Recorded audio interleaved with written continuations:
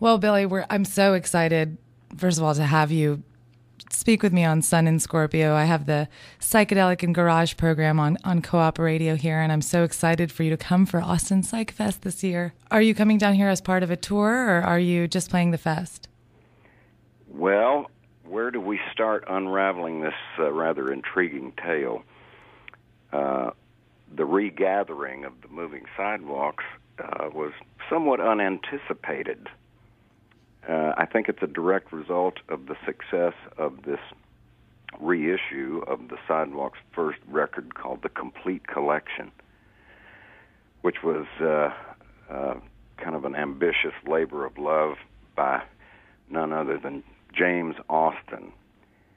And the genesis of the whole thing was, it started with a phone call from James, and he said, I'm still head of special products.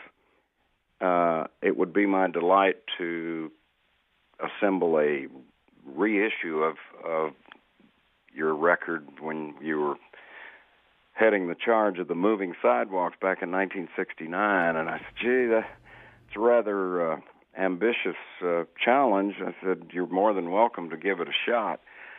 And with that, I pretty much left it alone. I was quite intrigued when the subsequent a few months went by, and it was James again, and he said, well, let's meet. I've got a little Mexican cantina that's kind of quiet. I'd like to unveil the boxed set of the Moving Sidewalks reissue. And I said, gee, well, I dropped. I said, well, I never thought this would come to fruition. However, it was the release of that nice box set and its sudden rise to popularity that brought up one of the promoters from New York to contact the drummer, Dan Mitchell.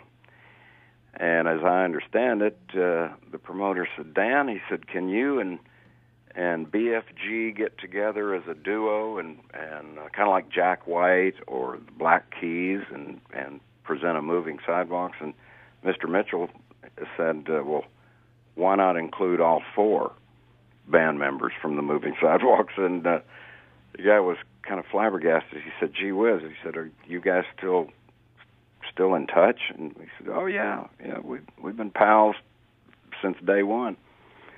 So on one hand, here was this rather attractive box set, not one but 2 CDs worth of material and a 56-page booklet, and we got the energy together to kind of test the water and kick the tires, and it was all said and done. Within about 10 seconds, we were smiling and taking it forward. So we won down, and the appearance in New York kind of started things off. And, of course, the real legitimizing factor will be in Austin, Texas, April 28th for the Austin Psych Fest.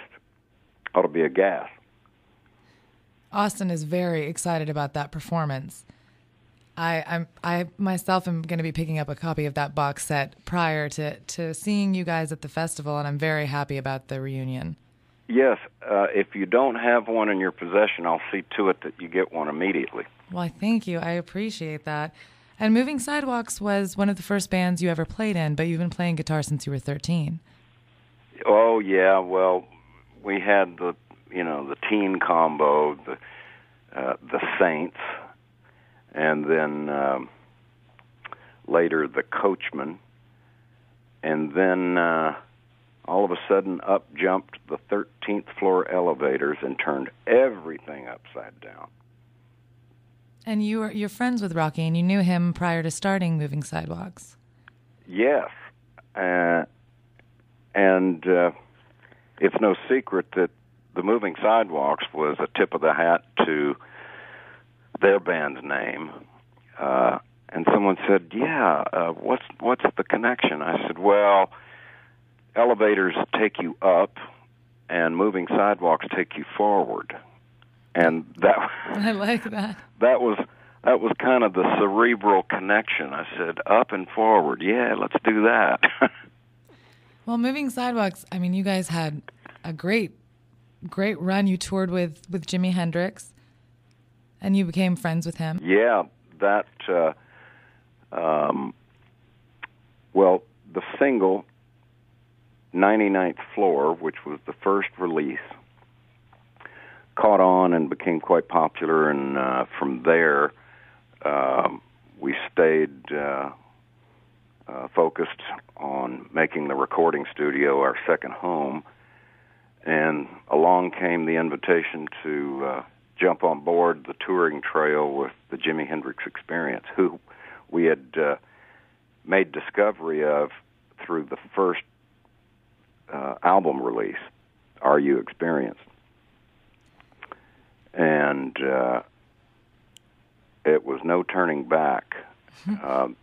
That kind of bolstered what Rocky and the 13th Floor Elevators had kind of kick-started with us, and having the opportunity to become friends with the Experience was just mind-boggling, mind-blowing. Jimi Hendrix was doing things with the guitar that unquestionably had never even crossed the designers' minds when they developed that instrument. He turned it inside out. It was quite an education. By all stretch of the imagination, that was a powerful period of time.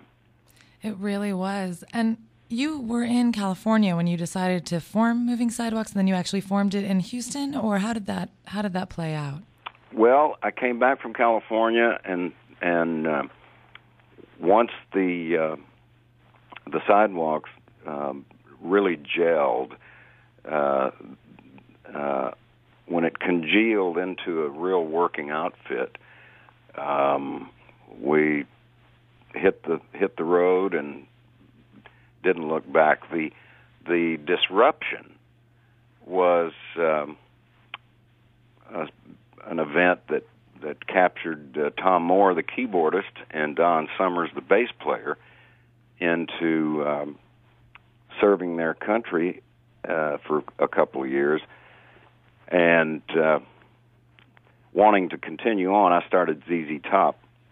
Now, what I was unaware of until recently is, after 2 years, Tom Moore and Don Summers were released at the same time, and they came back and tracked down Dan Mitchell, and they regrouped as an organ trio without a guitar.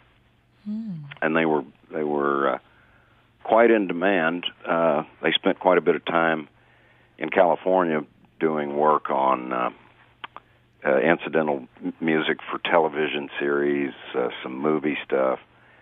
And I guess the best news from that was the fact it kept their chops up. So when we decided to get together in last month and test the water, they were matured as players. Their dexterity was at a zenith, at an all-time high. That's when I said it took about 10 seconds to it was like a time travel back to '69. It was like we never left.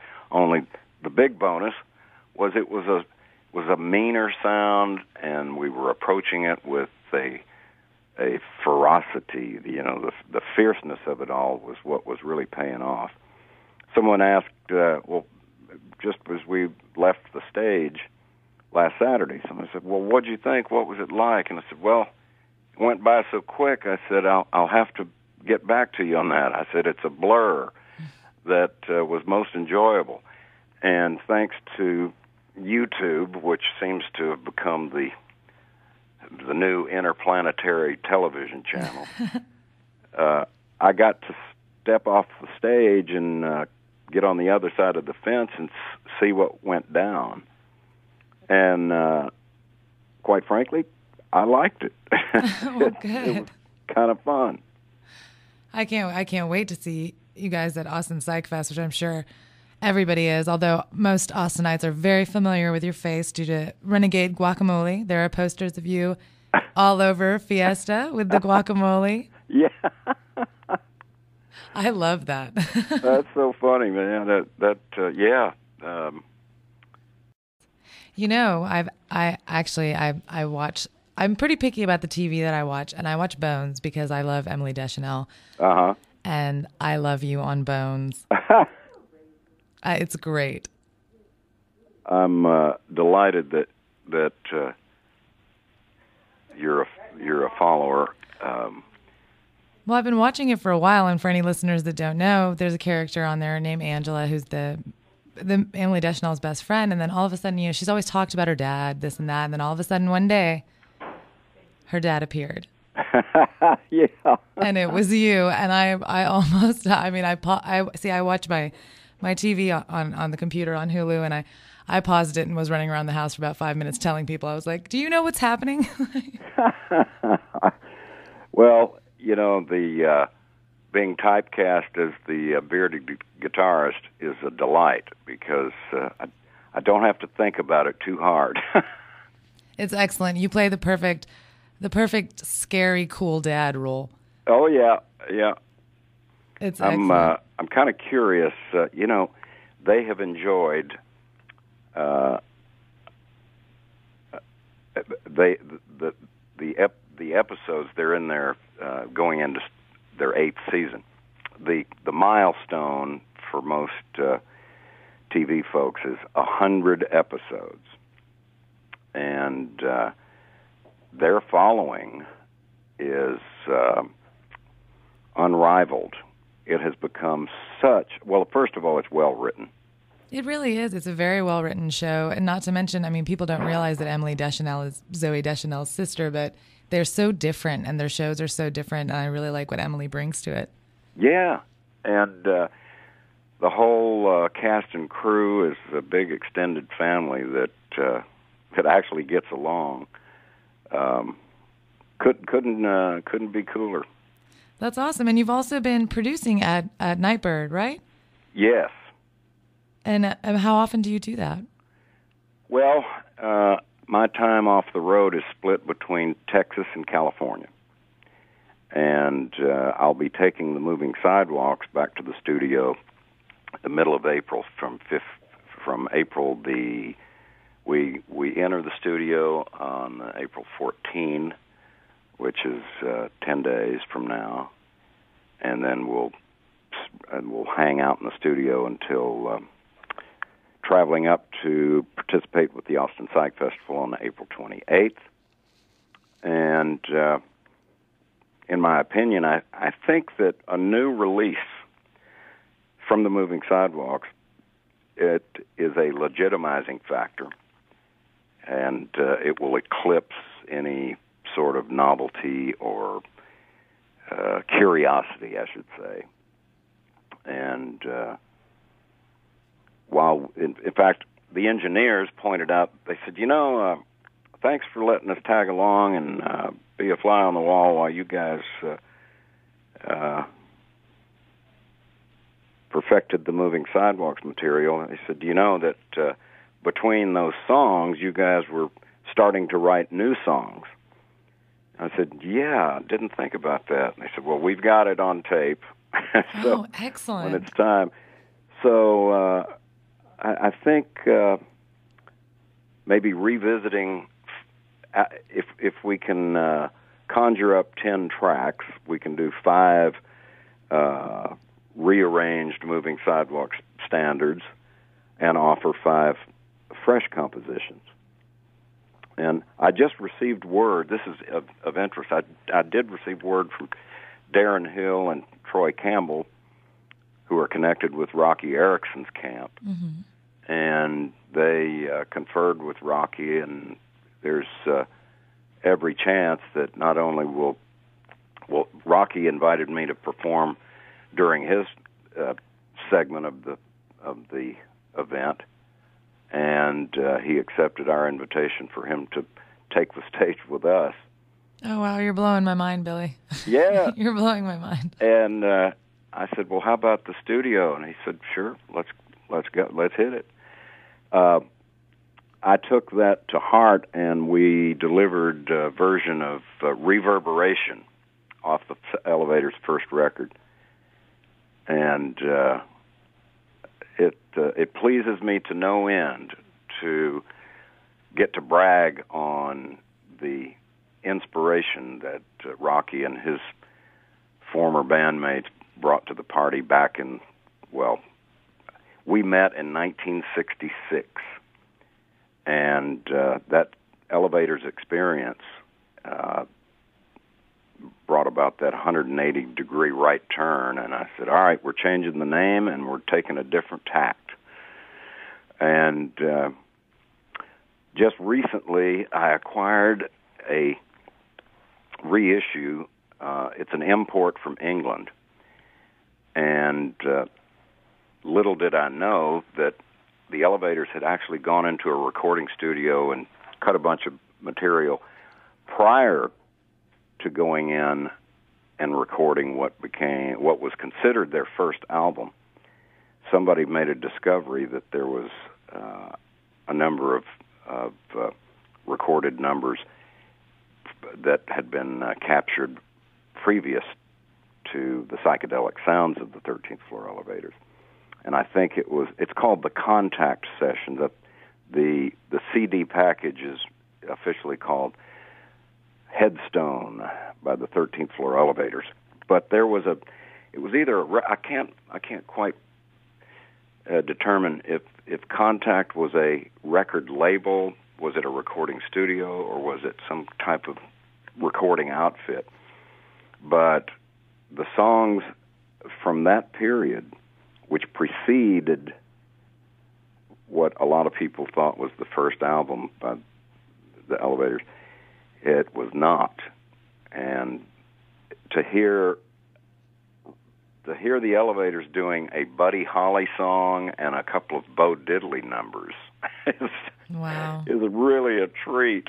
I'm sure all of our listeners are very excited that you're playing Austin Psych Fest April 28th with the Moving Sidewalks, and I, for one, will definitely be there. Well, it's going to be a pretty robust outing, and I look forward to seeing you and the many fans of psychedelia. I'll see you then.